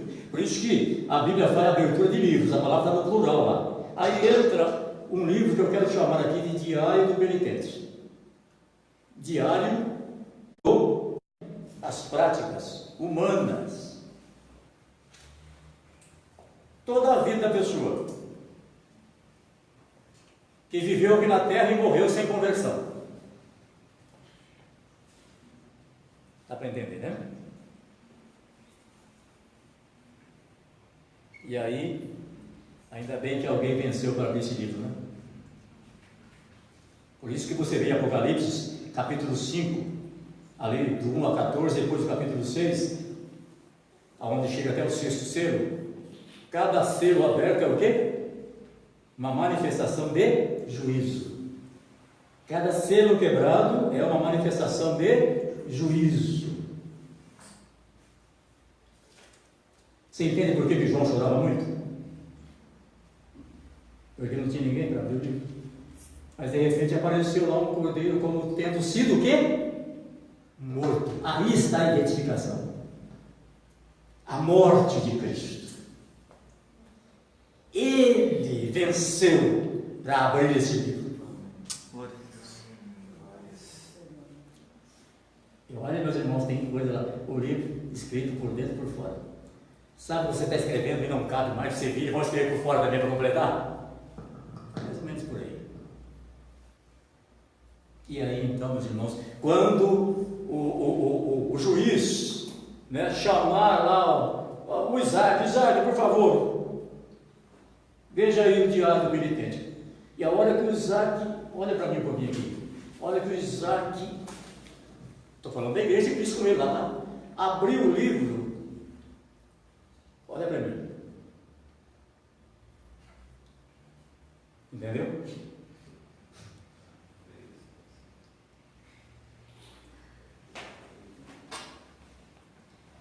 Ó, Senhor, nem sei se deve falar. Não, olha, vamos passar aí, tem que passar, olha. Tem que saber por quê.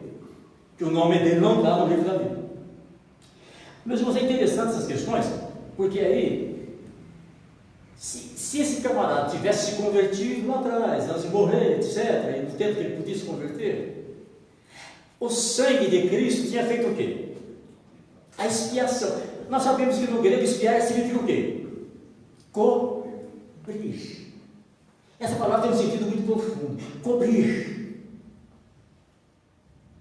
Então, se ela tivesse recebido Cristo como Salvador, o sangue de Cristo tinha feito a expiação. Agora escuta isso. A hora que o Isaac olhasse, suponhamos que ele olhasse no livro, porque nem ia olhar, né? Porque ele ia ver o quê?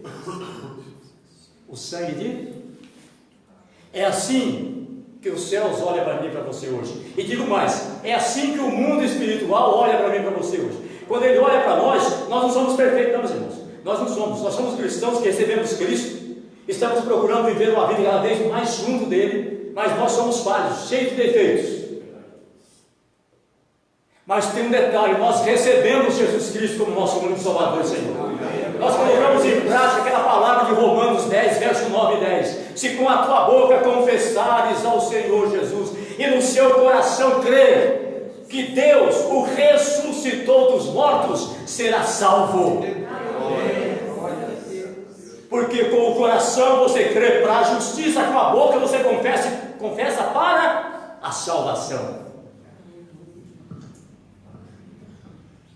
Então, quando o mundo espiritual olha para você hoje, eles não, graças a Deus que eles não podem ver o meu defeito e o seu defeito, eles veem o sangue de Cristo. Hoje nós temos a marca de Cristo na nossa vida. O sangue de Cristo fez a expiação na minha vida e na sua vida. Glória a Deus, aleluia. Por isso que eu e você hoje, com todas as nossas falhas, nós somos autoridades no mundo espiritual. É por conta disso. Amém? Amém. Mas esse daqui? Não, esse aqui não. E aí passa lá, publicamente exposto tudo que o camarada praticou. Aí entra o terceiro livro. Eu estou ensinando aqui que não pode faltar nesse juízo final, que o próprio Jesus diz que não pode faltar, que a Bíblia é sagrada. A Bíblia vai estar lá também. E a função da Bíblia lá, você iria mais ou menos nessa direção, confrontar o indivíduo com a verdade e eliminar qualquer possibilidade de justificativa por ignorância. Não é? Ah, eu não sabia. Sabia? Mas eu estava na sua estante o tempo todo. Você tinha lá, você nunca me abriu, estava cheio de cola. Você ligou a televisão, eu estava lá, você mudou de canal. Você não quis me ouvir. Eu estava lá no rádio, você mudou de estação. Você não quis me ouvir.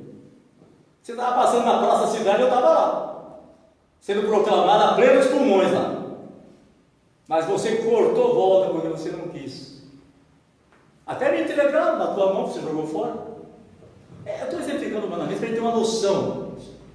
Porque abriram-se os livros, estabeleceu-se o juízo final, o trono branco, e abriram-se os livros. Eu estou dando 3 exemplos aqui para entender, né? A Bíblia é profunda, é tremenda, mas o livro da vida é o primeiro que comprova a condenação do camarada, porque o nome dele não está lá. O segundo livro vai provar por que o nome dele não está lá. E a Bíblia para eliminar qualquer possibilidade de desculpa esfarrapada.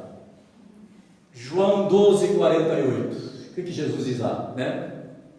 Eu não vos julgo, mas a minha palavra vos há de julgar quando? No último dia. Julgar quem? A igreja? A igreja foi julgada em Cristo. Não foi isso que nós já vimos aqui? O juízo que é para nós caiu sobre Cristo. O juízo final fecha a página da história humana. O juízo final fecha a história fecha a página da história humana, até então conhecida, né? E encerra-se no juízo final, não cabendo nenhum recurso ao penitente. O réu da segunda ressurreição terá que reconhecer publicamente que o único culpado da sua condenação ao lago de fogo é ele mesmo. Isso que é interessante. O camarada terá que reconhecer publicamente, ele não vai ter para onde sair, que o único culpado da sua condenação ao lago de fogo é ele mesmo. E eu cito João 3, 14 a 20, porque lá a palavra fala muito claro sobre isso. né? Que a luz veio ao mundo, mas os homens amaram mais as trevas do que a luz, e por ali vai, né? Não vim condenar o mundo, aquele que crê, não é? Está salvo, é aquele que não crê, está condenado. A história ali de João ali é bem clara nesse sentido, nós não temos tempo de ler. Muito bem, isso é o juízo final, fechando a página da história da humanidade até então conhecida. As duas ressurreições, elas remetem o indivíduo para a eternidade, as duas, porém em tempos e endereços diferentes. A escolha é feita ainda na terra, enquanto vivos. Hebreus 9, 27. Felizes aqueles que ressuscitam na primeira ressurreição, porque estão livres do poder da segunda morte. Louvado seja o nome do Senhor. Aí vem o estado eterno, terra, céu e mar saindo de cena, tem detalhes aí, novo céu e nova terra, nova Jerusalém, né? Estão ali. E a nova Jerusalém tem aqueles detalhes ali, interessantes, né? Um projeto divino, pode passar a nova Jerusalém, isso ali, projeto divino construído com material especial, né? São resumos que a gente faz apenas para ter uma visão aí, e todos os textos acompanhando. Agora, 3 fatores fundamentais do livro de Apocalipse. 3 fatores fundamentais do livro de Apocalipse, contido nesses 2 capítulos, né? A sua autenticidade, você encontra nas palavras do próprio Senhor Jesus, em Apocalipse 22, 6. A importância e a urgência da sua mensagem, Apocalipse 22, 6, 7, 10, 12, 20. E que é um livro completo, não cabendo nem acréscimo e nem omissão, sob pena de duro castigo. No Apocalipse 22, 18 a 19. Né? Uma eternidade e 2 destinos. Tanto o lar para os salvos, quanto o lago de fogo para os perdidos, são eternos. Mesmo assim, a maioria das pessoas escolhem a segunda opção. Por quê? A segunda opção, na verdade, era para ser para o diabo e seus anjos. Mas a maioria da humanidade escolhe também a segunda opção. Porque a primeira envolve renúncia, né? Cruz. E aí a gente se preocupa com o evangelho moderno de hoje, oferecendo 1001 facilidades e tanta coisa boa, né? E parece que o evangelho da renúncia, o evangelho da cruz, parece estar ficando de lado. Mas a vida cristã começa na cruz. A vida cristã começa na cruz. E aí, meus irmãos, eu não tenho como não falar isso. Mas eu estou terminando. Um dia eu estava cantando aquele livro assim, ó. Um dia muito antigo. Subo o morro, desço o morro, carregando a minha cruz, mas não cesso de marchar ao encontro de Jesus. Subo o morro, desço o morro. Contei muitas vezes assim, de repente o Espírito Santo me disse: escuta, você vai ficar subindo o morro e descendo o morro com a cruz nas costas? Você não vai morrer nela, não? Desse jeito. Porque quem toma a cruz e segue Jesus, Jesus subiu o morro com a cruz nas costas, mas não desceu com a cruz nas costas, ele morreu nela lá em cima. Nossa, abriu o leque, né? Abriu o leque, foi coisa interessante, né? A vida cristã começa na cruz, não adianta, né? E pelo fato da cruz ser dolorido, renúncia, é tanta coisa, o meu ego tem que ser pregado, aquela coisa. Então, se está trazendo um evangelho paralelo aí, que oferece 1001 facilidades, né? Mas na verdade nós sabemos que não é assim, não é? O evangelho de Cristo começa na morte do meu ego. E aí a maioria então opta para a segunda opção, que é o lago de fogo, né? A escolha é feita com base no livre-arbítrio, enquanto a pessoa está viva na terra. Meus irmãos, o que nós vimos aqui? Meio correndo, e desculpe se eu não consegui ser bem claro, mas a minha intenção, meu esforço foi esse. Nessa palestra, dar uma visão panorâmica, não é? Da sequência escatológica. Começamos lá com a semana de Daniel para entender aquilo. Então, o arrebatamento, estamos fechando agora aqui, o que nós vimos aqui? O arrebatamento será de improviso e abre a contagem para a 70ª semana de Daniel. No céu, Por ocasião do arrebatamento, a igreja passa pelo tribunal de Cristo e celebra as bodas do Cordeiro. Enquanto isso, na terra, acontece o governo do anticristo e a grande tribulação. Sequência: Cristo vem com a igreja, salva Israel e põe fim à grande tribulação. As bestas serão jogadas no lago de fogo e os seus aliados serão mortos. Satanás fica preso durante o reino milenar de Cristo e no final do milênio o diabo é solto, alicia as nações e sobe contra Jesus. Ele é jogado no lago de fogo e seus aliados mortos com o fogo que desce do céu. Aí então acontece a segunda ressurreição e o juízo final. Fecha-se assim a ordem das ocorrências escatológicas e dando início ao estado eterno. Amém? Eu espero que alguma dessas coisas possa ter ficado aí na sua mente. Isso, e essa palestra desperte o interesse até de buscar mais, aprofundar mais alguns itens aí, ou até mesmo cada um deles, né? Porque cada item merece um estudo à parte, com certeza. Deus que abençoe vocês. Muito obrigado pela paciência de nos ouvir até agora. Eu gostaria